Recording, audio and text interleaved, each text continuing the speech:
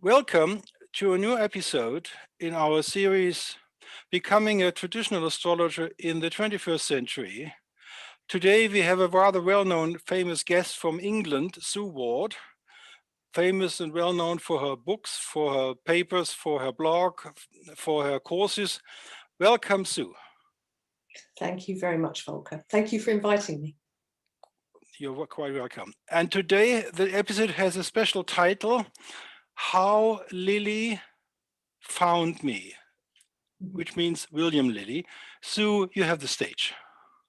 Thank you. Well, I was dragged to my first astrology class in the, early 1980s. I thought astrology was a load of rubbish, but I went to pacify my friend, but on the proviso that if I didn't like it after the first lesson, I would leave. And here I am. So obviously I didn't leave. The lady who took these classes, they were private classes, was a long-standing member of the Astrological Association. And she very generously allowed me to rummage through her bookshelves because I was obsessed, completely and utterly obsessed. And she pointed out a particular book, which actually was Zadkiel's bastardized version of Christian astrology. And we looked through that, and she was pointing out the rather florid older English. And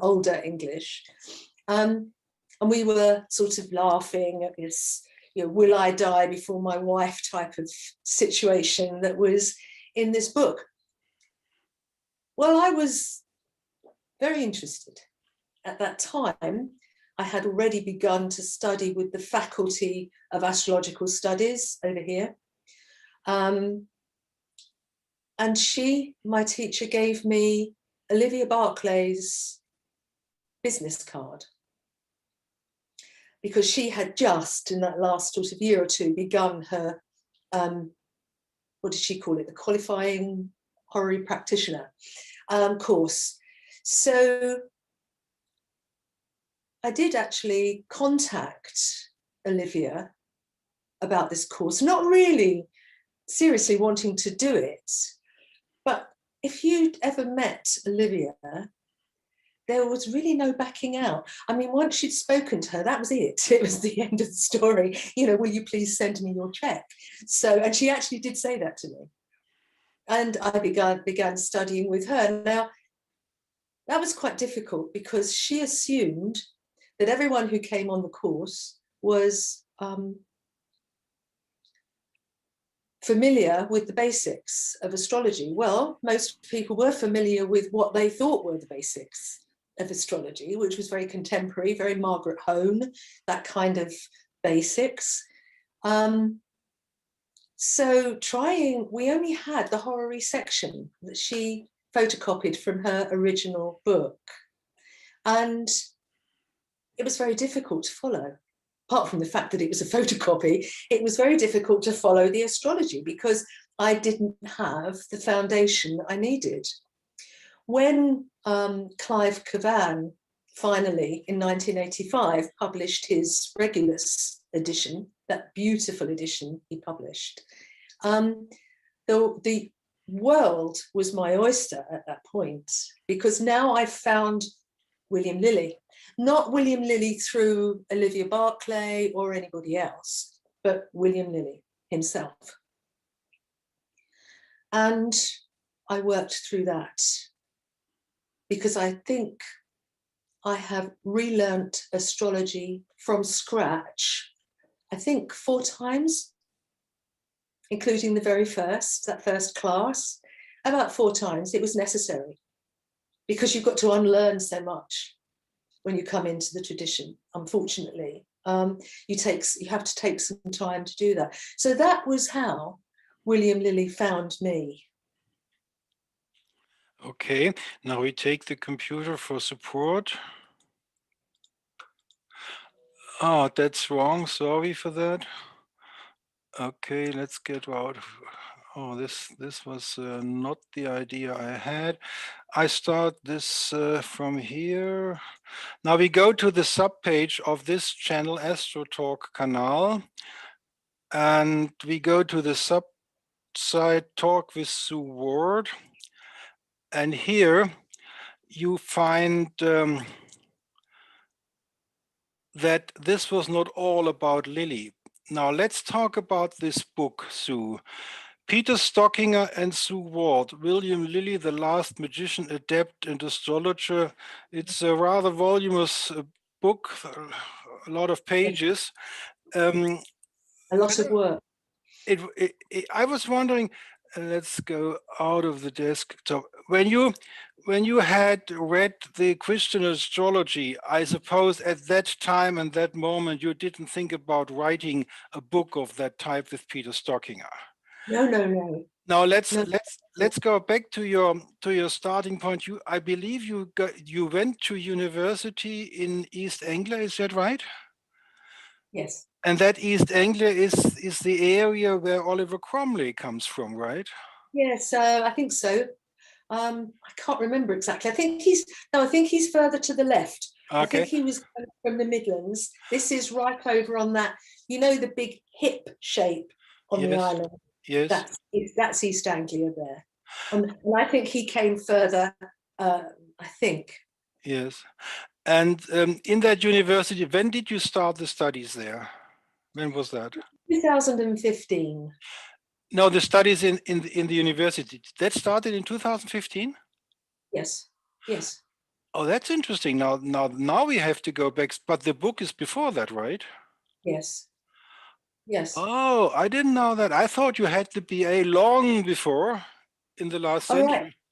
Right. No, because as we were writing, or as my experience of writing was that I found that I lacked the skills that being an historian would have given me. And if you don't have the skills, then you tend to go around the long way. You do things the long way because you don't know the quick way. And I recognized that I didn't really know enough to be writing a book. It was why I put it off for so long. So it was partly that galvanized me into going into formal study.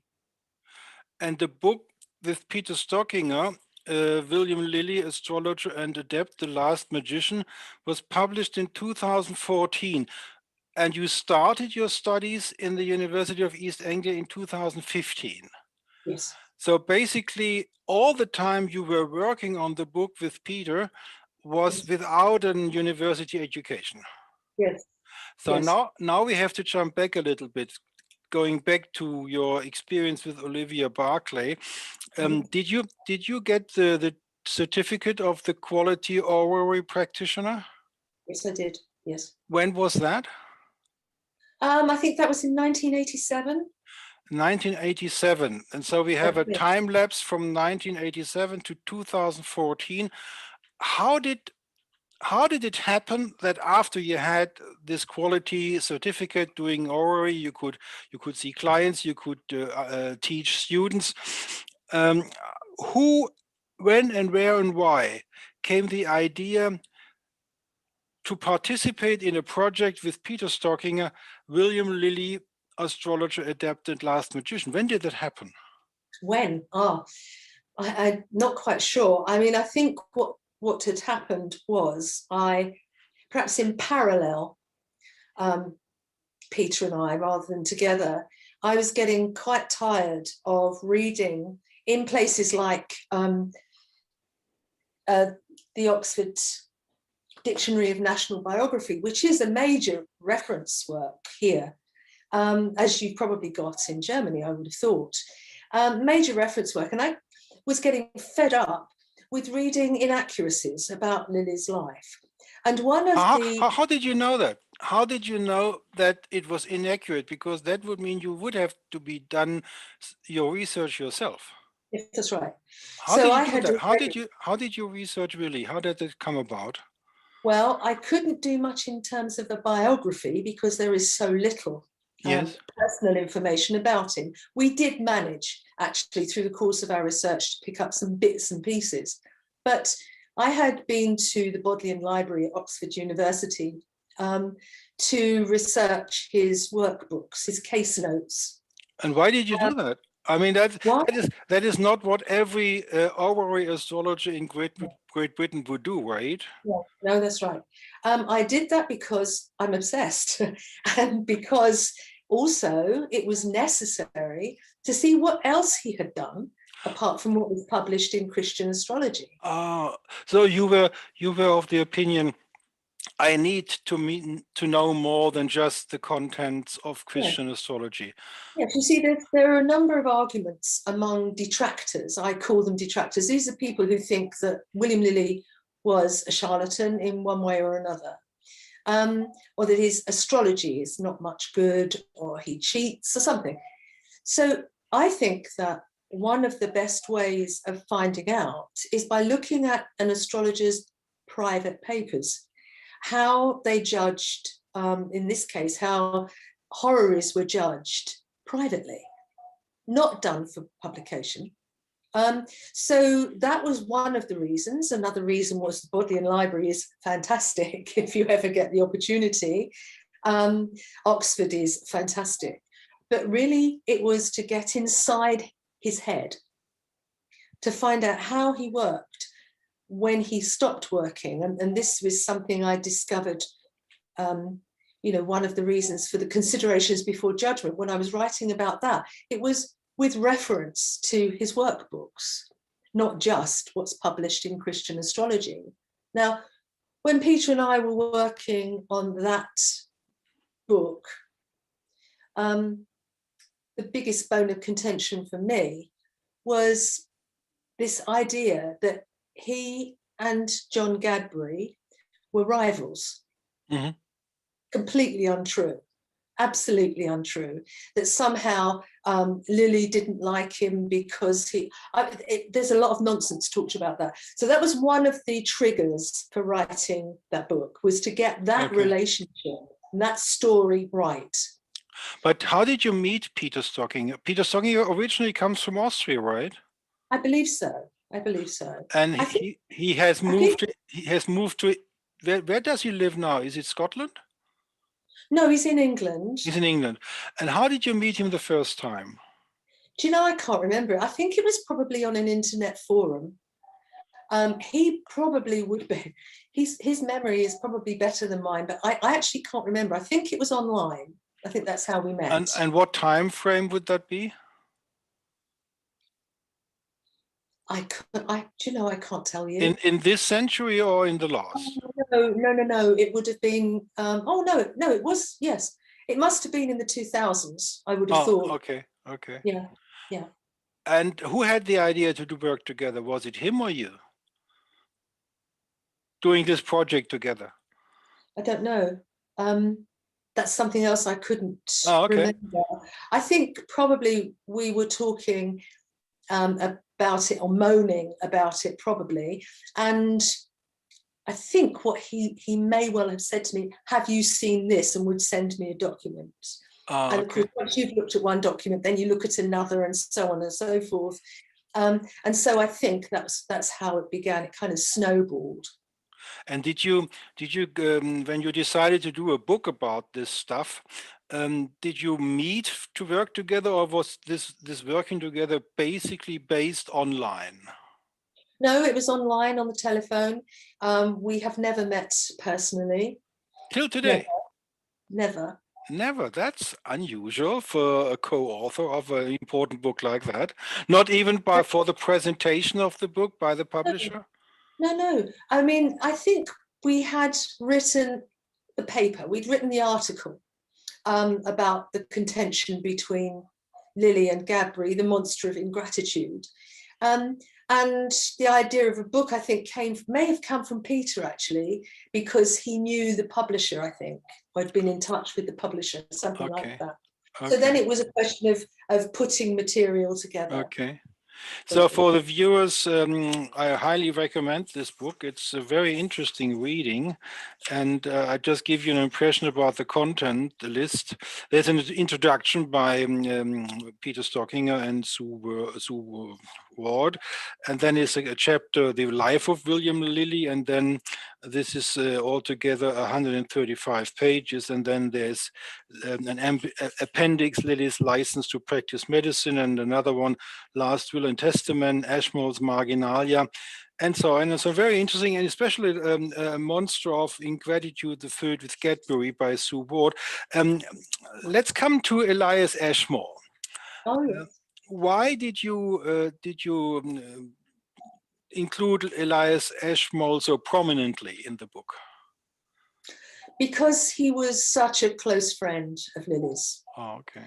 Of Lilly. And because they had had a rather troubled start to that relationship that was really very interesting. And for me, what was interesting was that they were on opposing sides in the civil wars.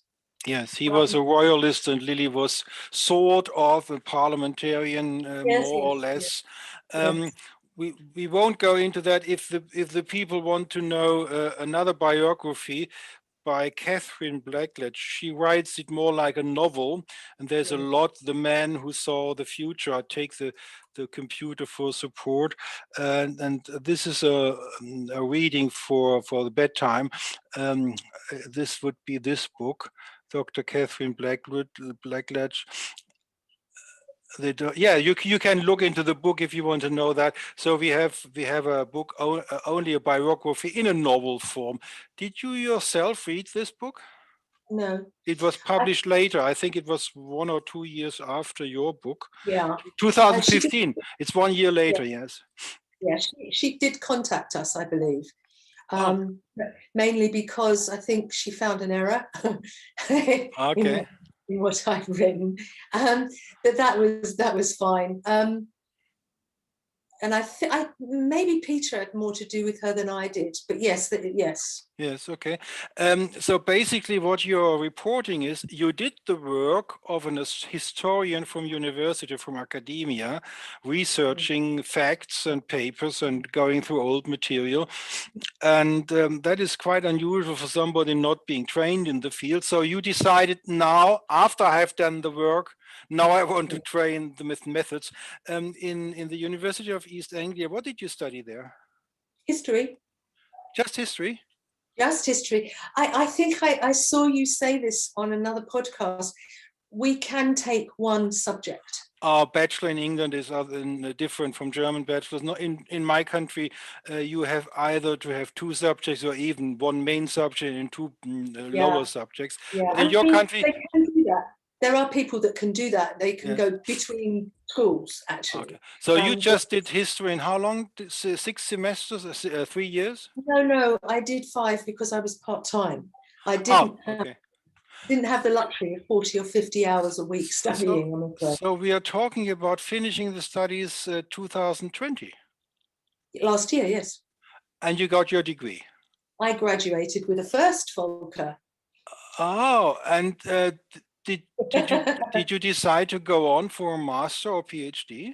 I have been thinking about it. Probably not a PhD. I just am too lazy for that. Okay. But a master's, maybe. They did offer me a place. Would you, if you had the choice, master in East Anglia University or Trinity College, Lampeter, Wales with Nick Campion, which one would you choose? They're completely different. You do know that, don't you? Yes, that's why I'm asking. But well, you being an astrologer trained by Olivia Barclay, you might agree with me that this is a hard choice because you could use your astrological knowledge in Lampeter, whereas in the University of East Anglia, that might be a little bit more difficult, right? Well, that's possible. But in fact, the dissertation that I had planned or have planned is very much astrological. So it's is likely to be a kind of analysis of an astrological document. In I, a way that has been done before, but yes. would Yes. you think that the supervisors, the professors of East Anglia University would accept the thesis theme? Yes. Because I know this for a fact because I Oh. spoke to my lecturer on something, another smaller analysis that I did, and I'll tell you what I was going to do. You may have heard of this horary. It's Lilly's, and it's the judgment of the urine of John Pym. Oh yeah, and that is a rather famous one because Lilly really got the piss. It's piss prophecy, to be precise. That's what somebody says. That's not what Lilly called it, but yes, okay. He got the urine, right? Yeah, but I think that was Culpeper said that. It was Culpeper who called them piss prophets. Oh, yes. but what Lilly was doing is the same what Culpeper called, which is when you get the urine, you note the minute you get it in your hands, and that is the specific orrery technique which Lilly used for this kind of orrery questions. And I believe he got the urine 1 week before the death, and he said exactly what the problem was, the medical problem, without having seen the patient, and the exact date when Pym was dying. More or less. More or less, he wasn't absolutely certain, but what the problem was with John Pym's illness was it was suspected that he'd been poisoned. This is historical fact. It was suspected that he'd been poisoned, and so the urine had been brought to Lilly to kind of say, has he been poisoned? So that was really the question. Oh, that was the question. So the question was not when will he die? No, the question was, has he been poisoned? So, I mean, we don't know that, but it is implied because you find later in that judgment, he says, I could find no argument, no indication of poison, I think, words to that effect. Oh, they're very I didn't know that. That was not in this Mrs. Blackledge's book. Yes. Okay, I was wondering, is that sufficient for a master thesis? Just one? Not just one, no, not just one horary. But I had what I'd actually submitted was an analysis of the horary, would Charles I die? Would he be executed? That is another famous one. So I analysed that, and what it means when you do anything like that is you have to explain the astrology because you're talking to academics. Oh, so we are talking about a master thesis, writing for illiterate university people in referring to astrology that they understand the underlying theory and practice. Okay. Yes. Well, I wish you the best. I wish you the best luck. And I haven't actually asked them if they will accept this as a dissertation, but I shall be doing that. I'm about halfway through. Yeah. I would think it's a rather good idea to do it in East Anglia, because in your university there is not the problem that the whole world is looking on your university whether this is real university quality, whereas the Trinity College Sophia Center has this problem that all the skeptics are watching closely what happens there, whereas when you do your thesis in East Anglia, nobody will get to know that before it's published. That's probably good. No, absolutely. Yeah, absolutely. It's a very good university, but they're very open-minded. As long as you do the historian thing and prove the case, you have to prove the case. Yeah. Well, but you have a reference. You have showed that you're a good academic. I mean, that's for sure. Thank you. Thank you. So let's take the computer again and go back to the subside. Now, I think it's good time to talk about your work. There is a blog here, which is I recommend to use it. There's a lot of interesting articles. There's the University of East Anglia. Then there is a homepage, and there are courses. Let's go back to your training. Can I just say something, Volker? Yes, sure. Sorry, that homepage is no longer anything to do with me. Oh, okay. It's very, very old. Oh, it's no good anymore. It's not current anymore. No. I will delete this as soon. So the blog post is what blogspot is what. Blog post is fine, but this website is nothing to do with me now. So Oh, I didn't know that. Okay. That's okay. So now let's go back to training quality horary practitioner, which is a very high level qualification for horary astrology because of Olivia Barclay. And after her, somebody told me in one of the interviews that today it's even more difficult than it was with Olivia herself. Would you agree? It's today more difficult? I don't know. I've not seen it, I'm afraid. I mean, it was a long time ago that I studied with Olivia. Yes. And I think that that was difficult, but for a different reason. And one of the reasons that it was difficult was that I didn't have the foundation, which was that first book of Christian astrology, which made life much more difficult. But yeah, I have no idea about the current one, I'm afraid. Is it true that you had to read the whole Manilius for the exam? No, I think there was a chapter. I can't really remember now. Oh, just part of it. Okay, a part of it. I mean, I can't remember. I think actually, I mean, Olivia wasn't that interested in it, I don't think. I mean, she needed to think of things to kind of use, because what she was really interested in were things like, and anyone who did the course around the kind of time that I did will recognize this when I say Blackberry the rabbit, because that horary was the nightmare of all of Olivia's students, and nobody in the end cared about Blackberry the rabbit, to be perfectly frank. But anyway, that was Olivia's main purpose, but also she was a great promoter of William Lilly, so that's where her focus was. And in that training by Olivia, was the focus solely on horary, or did Olivia train also in nativities? No, just horary. And how about yourself? When you had the certificate of Olivia and started your own practice, what did you do with yourself? Did you go further and integrate nativities and mundane and cathartic and all that? Or did you stick to the horary part? No. I mean, once you've learnt traditional astrology, which once I'd left Olivia, I did learn it. As I say, that would have been number 3, learning from scratch. Once you've learnt traditional astrology, you can apply it anywhere, you know, nativities, mundane, event, elections, anything. And I did. In terms of consultations, I tended to restrict those to horary, because I find nativities, quite boring, because they go on for so long. Yes.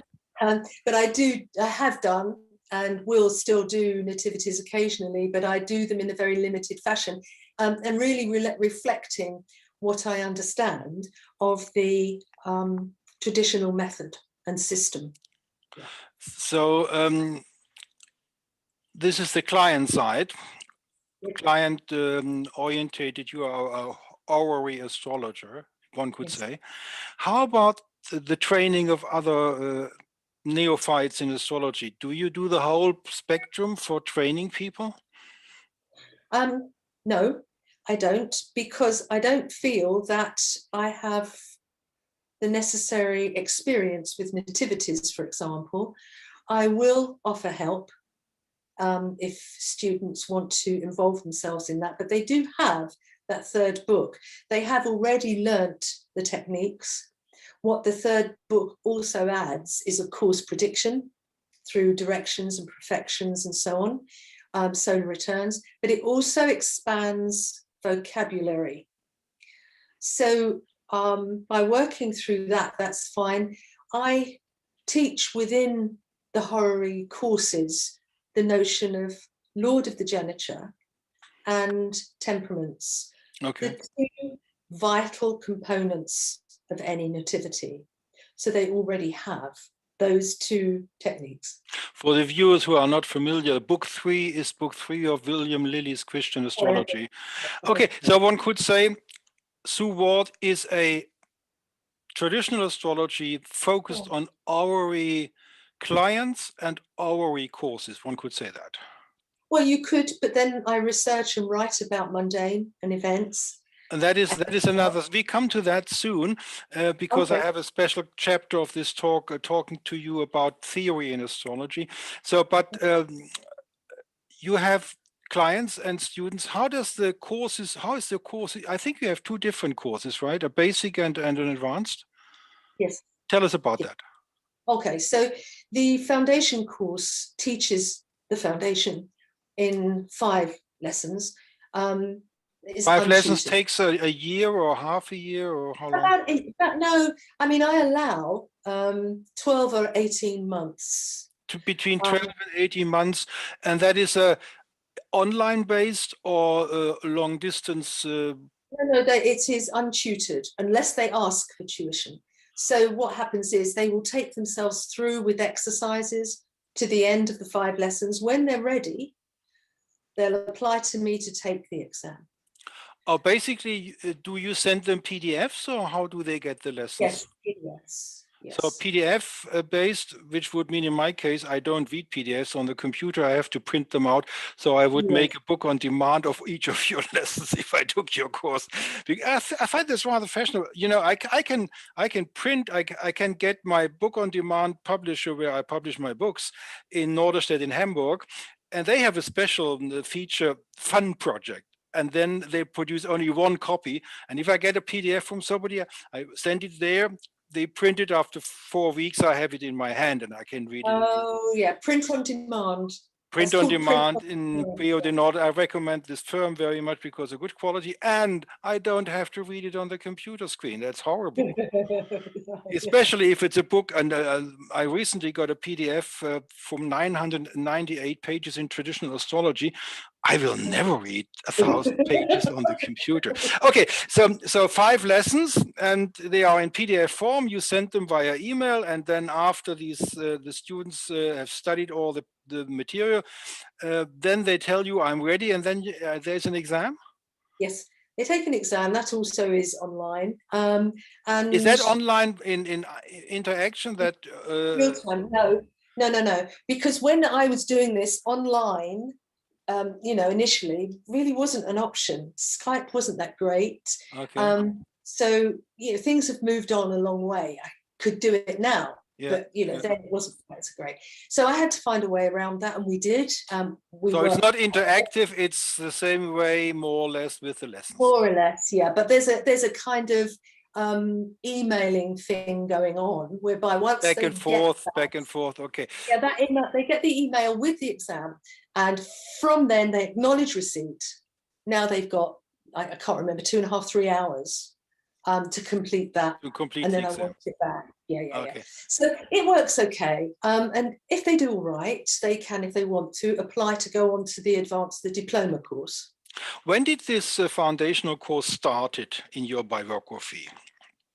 Oh, I first wrote a course in the 90s. Oh, okay. So let's make a wild speculation. Since the 90s, you had foundational students. Are we talking about 10,000 people or? Oh, no. No, I think, I don't know, hundreds is more like it. Hundreds, okay. But hundreds is quite something. It's okay. Yeah, I mean, I'm not great on numbers because this is astrology, and astrology is a sacred art. Yes. It's not a sweet shop. Yes. So basically, we are talking about, let's say, 100 to 500 people studying with you your basic course, and now we're coming to the next step. What's the name of the higher level course? The diploma course. Diploma course. How long does that take? Well, it always depends on the student, of course, but I allow, again, about 18 months or 2 years maximum. Okay. So that allows them, because this is like 15 lessons, So that allows them a couple of months or even 3 to fully absorb the reading that they have to do. Now we get a glimpse of Olivia Barclay, more strictness even with Sue Ward, right? Well, I think I'm probably stricter. Oh, okay. You are stricter. think, You are stricter than Olivia? yes, yes, yes. I think, Gee, well, I that's a think because, statement. well, my courses are broader than Olivia's was. I mean, I Yes. don't know what it is now. I'm not commenting on that. Yeah. But the one that I know, my courses are much broader because they're covering the basics. They also cover things that Olivia didn't cover, Okay. as far as I recall, anyway. And I'm a different person, so obviously my emphases are going to be in different areas from those of Olivia. Okay. Okay. So, you know, it is a different kind of course. Now, how many students are we talking now? And since when did this high-level course start? These both courses began in the early 2000s. Okay. And they took over from the courses that I had before that. So these are kind of revised versions of the earlier courses. Yes. So I've been teaching for about 30 years. So how many high-level diploma owners are there in the world trained by Sue Ward? Remind me. I have no idea. A wild speculation. Tens, in tens, not many. So not 100? I wouldn't have thought so. It's possible, but I wouldn't have thought so. So it's close between 50 and 100 people. Hey, yeah, say that. Say that. Yeah. I'm guessing. Yeah, okay. That's just a question. Okay, so basically that's the information what your work is doing. And how much of your time is occupied with clients? And then how much time is occupied with teaching? Impossible to say. Is half-half or is it? No, I can't. No. It's impossible to say because, well, I think anybody who's self-employed would have a problem with that because your work comes in bits and pieces. Yes, okay. You know, you don't have, oh, I've got a whole day's work today. I don't know, okay. because something else may come in. Somebody might say, you might have a client who'll say, it's fine. I don't need anything. Yes, okay. That's it. No. So now let's come to a very special thing about Sue Ward, which you will recognize. It was rather interesting for me. I'm a close friend of Reinhard Stiele, which you know because he has published a book from Sue Ward, which has not been published in the original language because the original language of this book is English. Yes. And Reinhard Stiele was lucky enough to convince Sue Ward that this lecture she was giving in a German town with Bernhard Bergbauer, I believe, who was a Frauly-orientated guy, and there were people John Frauly-orientated, and they had a sort of small conference in Fulda, I believe. Fulda, it was Fulda. And there was a guest speaker named Sue Ward. And then Reinhard Stiele was so excited about what you said there that he asked you, could I have this paper to produce a book about it? And this is the German version. I have it here. It's called Das Fundament der Astrologie, wie die alten Herrscher und die neuen Planeten zu ihrer Bedeutung kamen. And for the people watching this, there is something in English available, and that is Sue Ward's blog post. And I realize she has renewed this thing because here, here from 2002, the article or the paper Uranus, Neptune, and Pluto on investigation into the sources of their symbolism, you can read in English only an extract, whereas let's go back to the where did we come from? Let's go back, take this off. If we go back to the home page of the subsite of our talk today, this takes some time sometimes. There is the homepage of the Astronova publishing company. It should be, let me see here.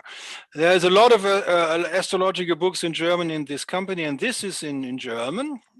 Mm. And as I said, this paper, Uranus Neptune, this one, you can buy, I believe, this paper if you mail. Yes, email. Yeah. If you email to, there's the address, let me see, the full paper can be purchased from Sue Ward 2459 at icloud.com, right? Correct. Okay, now let's get into that stuff.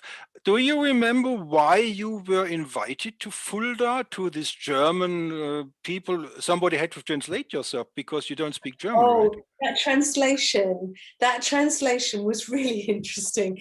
They'd asked me, to speak for 45 minutes. Yes. So I was being translated by a very clever woman into High German, which of course I didn't understand. And they said to me afterwards, you have an English sentence this long, and when it's translated into German, it becomes that long.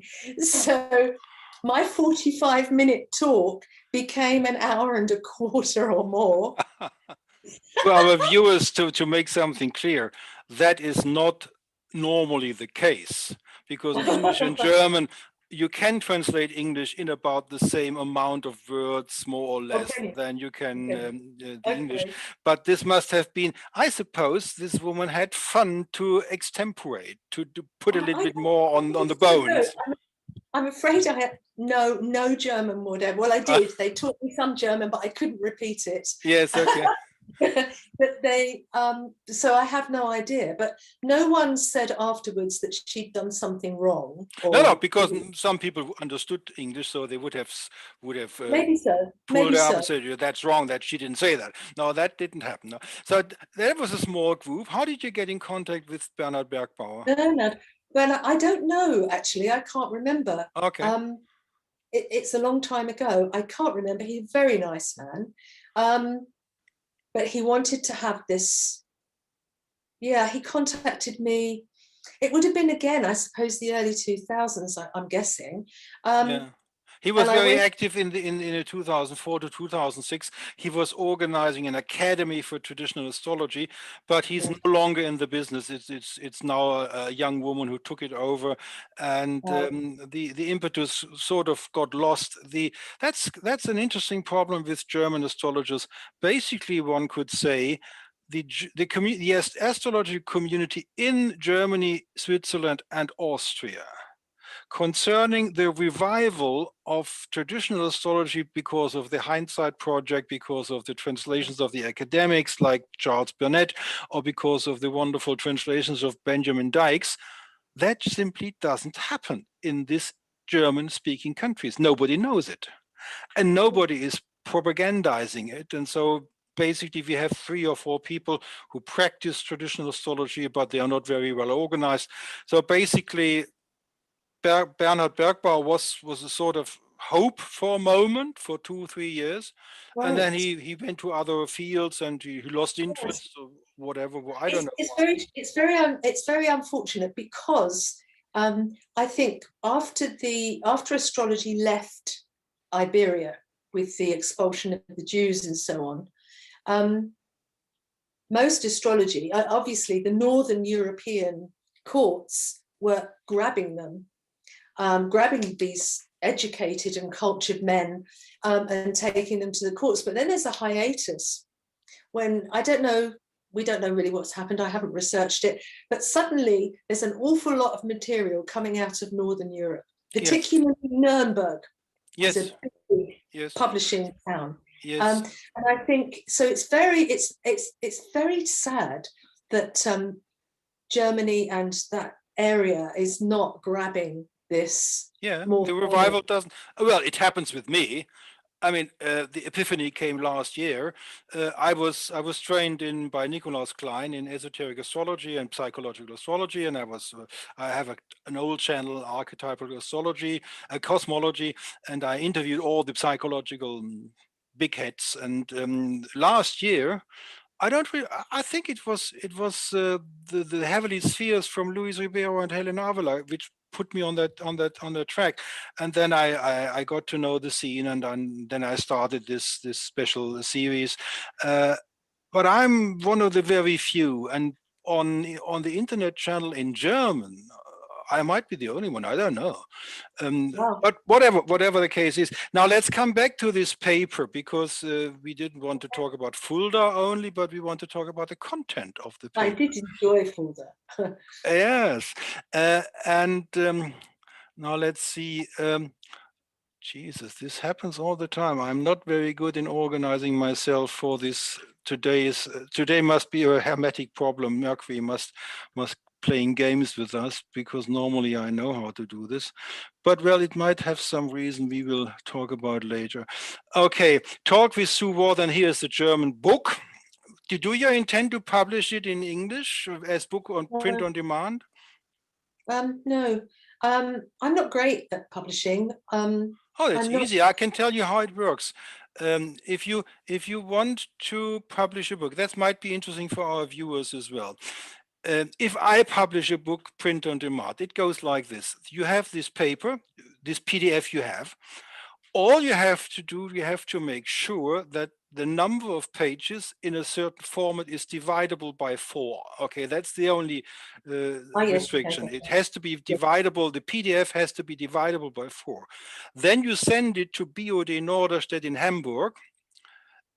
You being English, you have one problem. You have to have an account in Germany, a bank account. So if you know a friend of a friend in Germany, let them establish the bank account for you, and then you can become a part of BOD Norderstedt. It's online registration only, no costs involved. And then you send this PDF online to BOD Norderstedt. They convert it into a print block, they call it. And then you check the print block that everything is all right. Then you give your okay for it's okay. Then you use their cover software. Their cover software is very easy to handle. And then, okay, I give you an idea how difficult it would be for you to publish a book worldwide with a worldwide publishing structure, and how long it takes. Okay, PDF is ready. You upload it. Then the computer in Hamburg takes about, at longest, 20 minutes, mostly 3 minutes, 4 minutes, between 3 and 20 minutes, relatively to the traffic they have on their computer. After 3 minutes or 15 minutes, the book block is finished. The cover software takes you about 3 minutes. So we're talking about 20 minutes almost together. Then you have to check off I'm okay with this contract. I'm okay that you take the money out of my bank account, which for the costs. Now, and then you finish the contract. What do you think that costs you? Just speculate. How much cost for you as the author? Okay, euros, 150? 19.95 euros. Oh my goodness. It doesn't cost you, it basically costs you nothing. And in this process, you have to decide whether you want to make profit with the book, or whether you want to have the cheapest possible price. I normally take the cheapest possible price because nobody reads myself if it's not cheap. In your case, Sue Ward has a community, you might make some money out of it. And then you have 2 options. I always take both options. You have the options to print. Then it's as a printed book available from Australia to Timbuktu. That takes BOD about 6 weeks, and it's available throughout the world. And I take the second option, ebook and Kindle as well. And then I have a complete logistical chain, and I have nothing to do with it. I have no storage room to book because I don't have the books, because they print it on demand. Yeah. So why don't you check this possibility out? Get yourself an account there. Get yourself a German bank account. That's the problem, because they operate in Germany, and it could be that they have a special department dealing with foreigners. I don't know. Check them out. Okay. But if you consider the amount of time, this PDF is finished. You only have to add a page or so to make it divisible by 4. Then you'll upload it. And then this paper is as a book available for everybody. And you don't have to answer emails or anything. You don't have to do any cash process anymore. It's done. How do you like that? Yeah, I like that very much. Thank you so much, Volker. And for all the viewers, this is a good idea because How much do I owe you? Nothing. That's pro bono. I was so frustrated. Today I was really frustrated. I had a book, the German translation of Vettius Valens, okay, the Anthologia.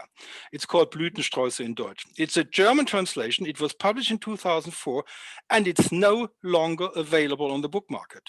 Oh, Are these people dumb? I mean, it was 2004. It would be so easy to put this book on the market as a print on demand, and it's an important, an important subject. The German translation of Vettius Valens, this should be available. You can still lend it by my library, a long distance library exchange. We have that, and I got it. Interlibrary. I think I got it from Halle or Constance. So we have this.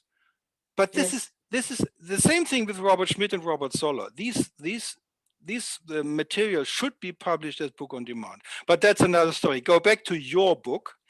Now we're going into the nitty-gritty, because now we are talking about the outer planets.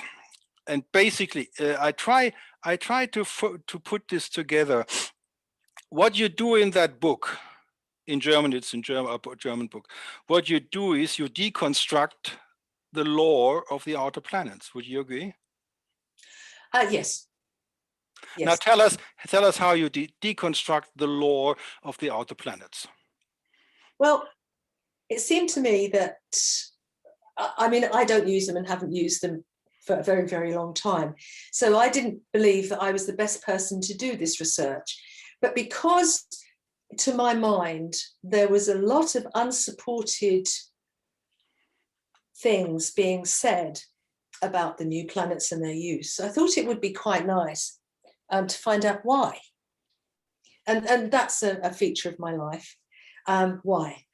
So that's what started it off. I thought, well, where did this all come from? And what you find is it comes from one place, more or less, and one group, more or less, and gradually goes outwards until we have what we have today, where you have people who almost will judge a nativity based solely on those three bodies, Uranus, Neptune, and Pluto.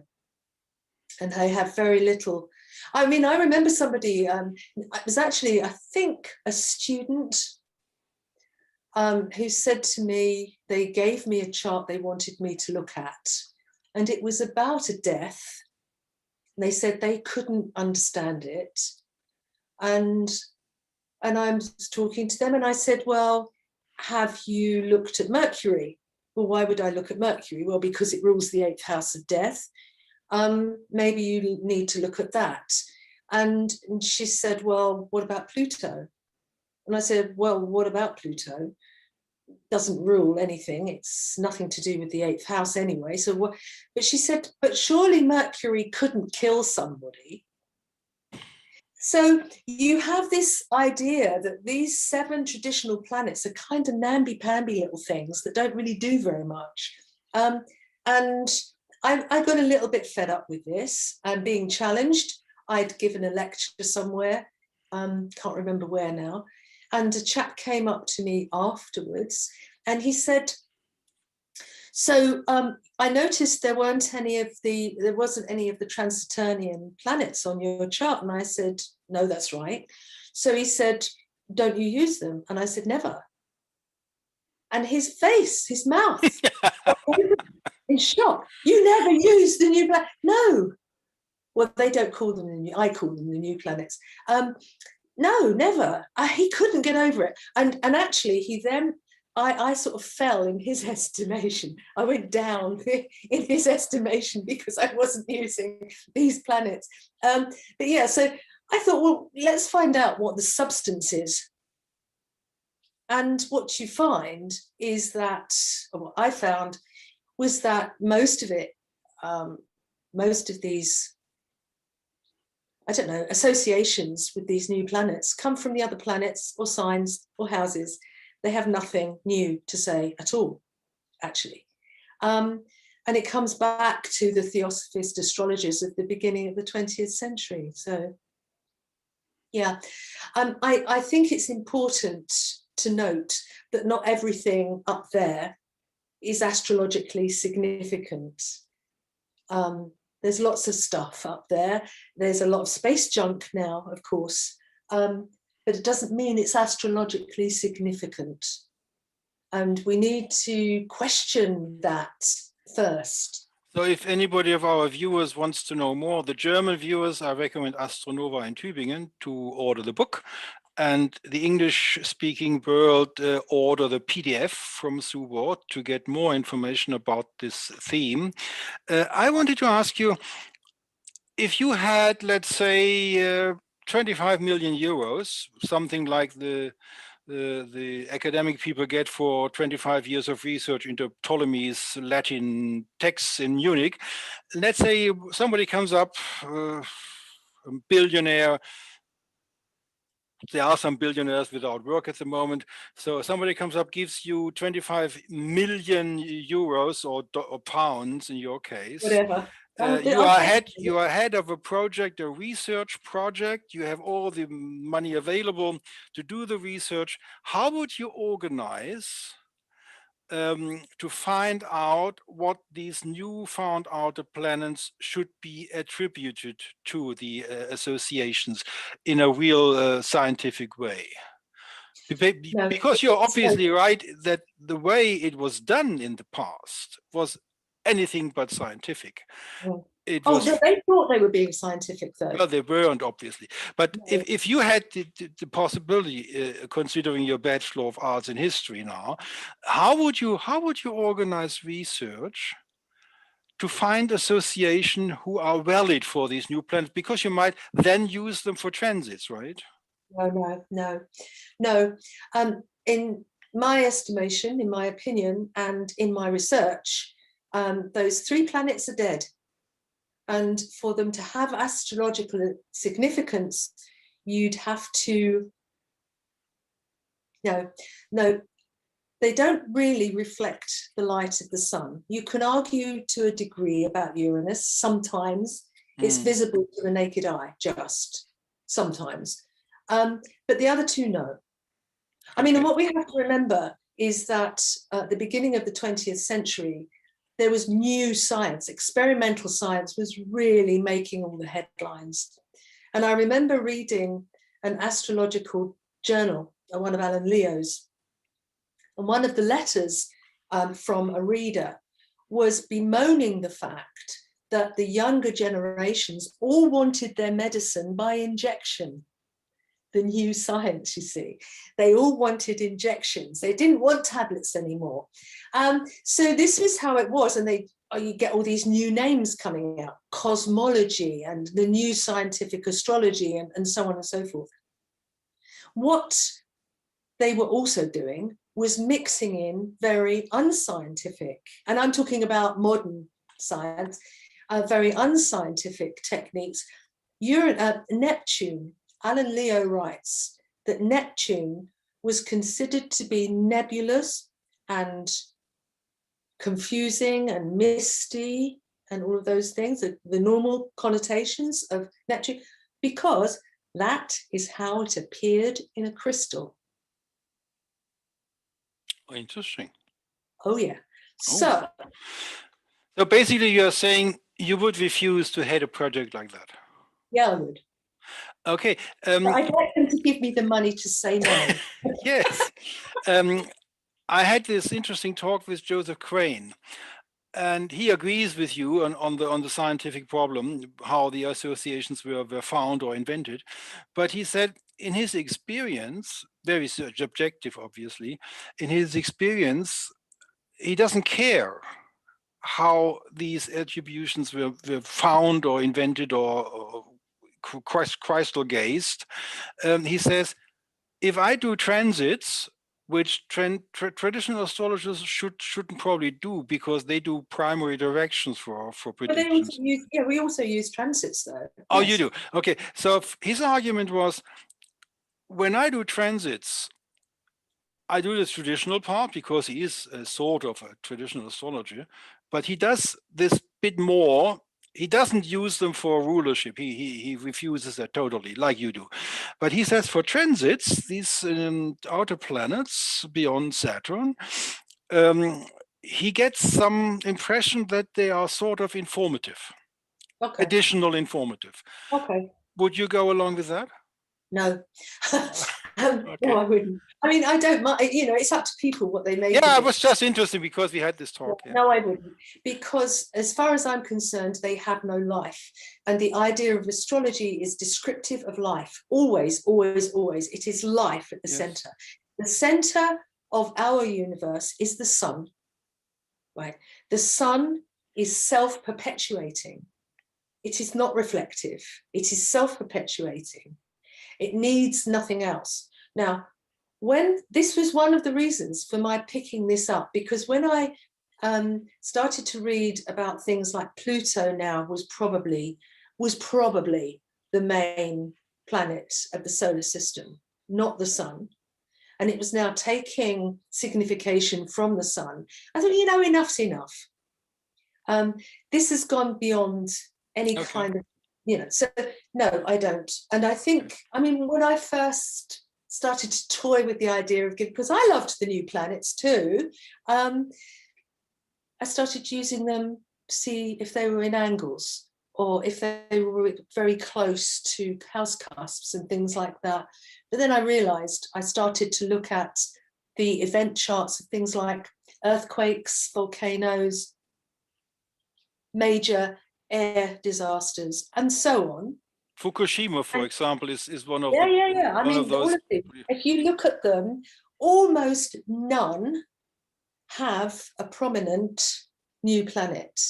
And That's not true. Fukushima was on the ingress in I believe Aries of Uranus on no, the day of Fukushima. what I said was most. Ah, okay. I didn't say all, most.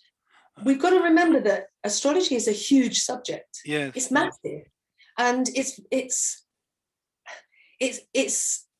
very easy to find your answer if you keep looking for it. Yeah. And so you have to be quite objective and stand back and say, is Uranus angular? Is it in an angle of that event? If it isn't, then it is not useful. Okay. I have a feeling, having read your books, this has something to do that you are not a materialistic astrologer. Is my impression right? It's possibly right, if you'd like to explain what you mean by that. I mean, I do like money. in your book, in this Astronova publication, you are talking about theory and practice, and philosophy and practice, and the necessity to have a valid, let's say, I have the feeling that astrology is a sacred craft for you. Yes, it is. And that is the reason why you are so careful not to destroy the sacredness of the craft by inventing methods and practice. Is my impression right? That's absolutely spot on.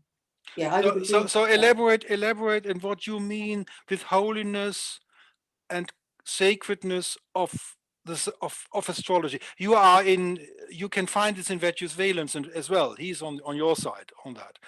And I have this on my homepages. I have developed. What is your philosophical foundation of doing what you're doing? Okay. It is that astrology is divine. It is divination. Okay. And it's not just that the glyphs that we look at is not just shorthand. Every time anyone looks at an astrological chart, it will make changes to them, because those glyphs are not really, they're more like sigils than glyphs. And when you're looking at it and trying to work it out, your synapses and your little neural pathways are all going mad. It's one of the reasons why I am a firm believer in formal education in astrology. Learn your system and learn your method, because you are also training your intuition. You're training those neural pathways to fire off at the correct stimuli, not just any old thing, right? And this is another reason why you were talking about Joseph Crane, why he may get his results, because intuition is also used within astrology. You can't help it because of these glyphs. So I don't believe that. I do have a very deep and abiding. The other thing, I think about astrology almost like it's an entity. And my greatest fear is that through some fault of my own, usually to do with ego, it will be taken away from me. And I have seen this done in public. I've seen people humiliated in public because they have put themselves before the art. You can't do that. You have to have the utmost respect. So I think that, well, I think you do. So I think that as divination, it is our responsibility to treat it with the greatest of respect, and to see it for what it is, which I explain in that book and elsewhere, that astrology describes nature, it represents nature, but it is also nature. It is of what it describes. And that conundrum, which it is very difficult to unravel. But you can unravel it. You can do that. You don't have to accept the common assumptions about astrology, both within and without astrology. You don't have to accept those. In my view, astrology is a path of initiation and should be treated as such. And each step, you develop a little further and a little further and a little further. Now, at first, you're taking it all into the intellect, because that's what the intellect does. The brain gathers information. But you can't properly practice astrology just with a load of information. It's not cookery. It's not a bus timetable. You know, you have to be able to convert it so that you can understand, and that comes from deeper within yourself. So you keep on and keep on and keep on. And if you maintain some kind of humility, you will get there and you will understand at the very deepest level. And it is then that the cosmos opens up to you, really. I'm sorry, and maybe that's not what you meant, but no, that's what I meant. That's what I meant. And I believe that is one reason why you have a resonance to William Lilly, because he believed the same thing. Yes, his worldview, still in the mid 17th century and really up to the 18th century, people's worldview was that everything was significant, even though the church had huge power. They were still, for example, houses on the outside of houses. You may do this in Germany, I don't know, you'll tell me. The horseshoe thing. You put horseshoes. Yes, we do that. Yeah, we do that. Yeah. Well, they had them all over their houses. You know, they as many as they could find. You know, I need all the luck I could get. Well, after the end of the 17th century and the derision, the disenchantment of the world, it's been called by an historian, people took those horseshoes down, because it was a bit embarrassing. People would laugh at them, mock them. But the horseshoes they weren't thrown away. They went round the back of the house. Okay. So, yes, the disenchantment of the world, yes, on the surface. And we see that with the death of William Lilly and John Booker and John Partridge and others. Astrology just kind of disappears. The educated, learned men were no longer interested. And as soon as that happened, then it lost it lost an awful lot of its vigor. Yeah. And it's no coincidence that the title of this larger book, William Lilly, Astrologer and Adept, the Last Magician. And if I understand your position right in the book, you believe, and I think you're right in that William Lilly was not only an astrologer, he was part of Hermetism, I would say, and he was a part of magic in the sense of astrological magic. Before astrology, he was into magic before astrology. Yes, yes. And what would you say when he became an astrologer? Did the magic disappear out of his life, or would you say he silently, because it was very dangerous to do that, burning on the stake was around the corner, if you did magic? Would you say he silently and unofficially was a magician till the end of his life? Yeah, I think what happened, he started with this kind of in occultism, let's call it, and he was very well known. When he left London the first time with his hypochondriac melancholy, he calls it, it was a kind of depression he considers brought on by his magical work. So he left the country, he left the city for the country, and he says, where I was not known. Nobody knew who or what I was, right? So he obviously, by that statement, he was very well known in London already. When he came back and he was studying, he'd studied astrology all the time, he was out in the country, he came back, he had used picatrix. Oh, the from the 9th century, I believe. Yeah. And had done the prayers that had, I've forgotten, I think it was 9 days or 7 days he did these prayers for astrology. And he puts his prowess and his speed at learning astrology down to that. So he was still using that. It's a mindset. You can't just stop doing it. He says he burnt his books. Would you go as far that William Lilly is on the same level like Agrippa von Nettesheim? Agrippa was a collator, wasn't he? So Lilly is higher. It's a higher level. Well, Lilly was a practicing magician. I'm not sure about Agrippa. I'm not sure either. It's always said he was. With Agrippa von Nettesheim, it's about like with Claudius Ptolemaeus. We know that Claudius Ptolemaeus was not a practicing astrologer. Okay. And with Agrippa von Nettesheim, there is a faction saying he was only, like you said, collator, gatherer, putting things together and writing his Occulta Philosophia, but he didn't practice the craft. I think so. I don't know, but I think so. So basically you are saying with Lilly, that's a little bit more real. Yeah, Lilly was using it. And of course, he and Ashmole became, maintained huge interest in people like Simon Foreman and John Dee. Yes. They were collecting those papers. And John Dee was not only the spy for Elizabeth I, but he was also a practicing magician with his companion, evoking the angel of the western window. Yes, but apparently he also did some things for the court. Yes, he did. Yes, yeah. So I mean, and he apparently drew up her coronation chart. Yes, he did that.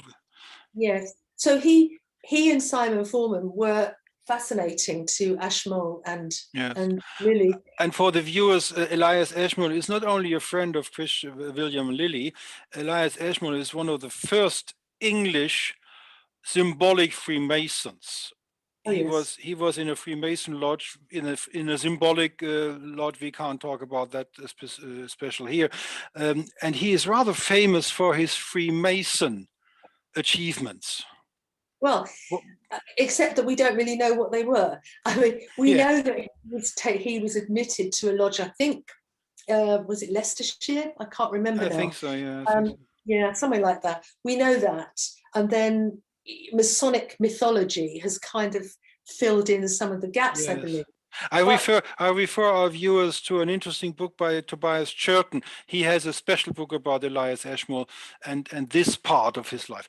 So let's come back to our talk. Taking this statement and philosophy and divine quality of the sacred craft, are there books where you would say, older books like Helvetius Valens is on your side, obviously? Are there in the Hellenistic period or in the Arabic period and the Renaissance periods, did you find books mirroring your position? Well, as far as, well, for me, my Yes. position has been gained from that tradition. Everything I've read. And when I write about, for example, the void of course moon, which has come up again recently, when I write about that, I researched back to the Greeks for that. Oh, you take your conviction, your feeling and thinking about this problem, you take that from the Hellenistic area. Well, what I'm saying is not necessarily. I went back to that, but then came through the medieval period up to his date. And So would you recommend a specific book for, let's say, you have a student in your diploma course and he asks you what I'm asking you. Can you recommend me 2 books, not more, just 2, I don't have more time. Which would be the 2 books to read? From before Lilly? Yes, from before Lilly, yeah. No, Dario. Okay. Dario from, well, that's sort of very late medieval. So you wouldn't take somebody like Abu Masha also? Or Abu Musha. Well, you could read almost any of the Arabs because they would, Arabs in quotes, because they are arguing and discussing and turning over and developing the same ideas. Yes. You don't find, what I didn't find, was anybody breaking away and saying something really outrageous. Oh, okay. So what I have developed is my view is based on all the reading I did, and I was one of the earliest purchasers of the Project Hindsight translations. Yes, okay. Right. So I was reading those. It has developed from that. I didn't make this up. Okay, so basically we have covered what I wanted to cover. Is there something, the other thing we'll do in a minute. Did I miss something of your biography which we should talk about?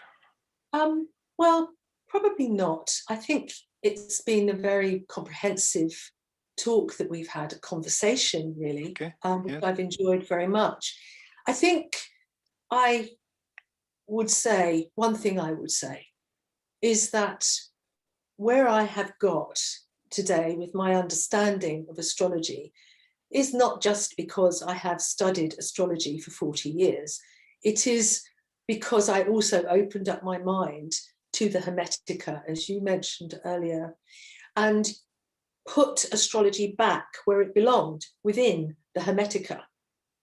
And once you do that, once you see how tight-knit that group of subjects really is, then you start to develop a deeper understanding. And it is the understanding that is so important with astrology. So that's really, I think, otherwise you've covered just about everything, I think. Okay.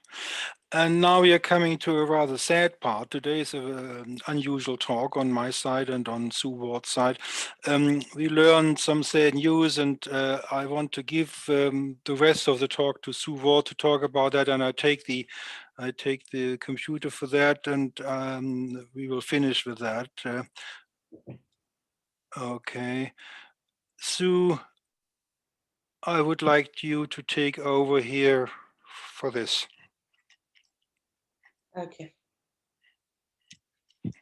It's some 18 years since my association with Elena and Luis began. And from the outset, we were friends. We just hit it off. We always did. And that friendship very quickly developed into a closeness that I have always treasured and will continue to treasure. I think sometimes about life as a huge lake, and as each person comes into that life. They rise to the surface, displacing some of that water. So that it appears that the water is taking on their shape.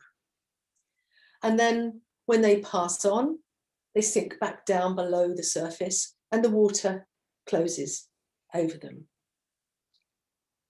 But the water hasn't closed over the shape of Eleanor. It remains because of her strength of character, her morality, and her principles. And that hole is impossible to fill.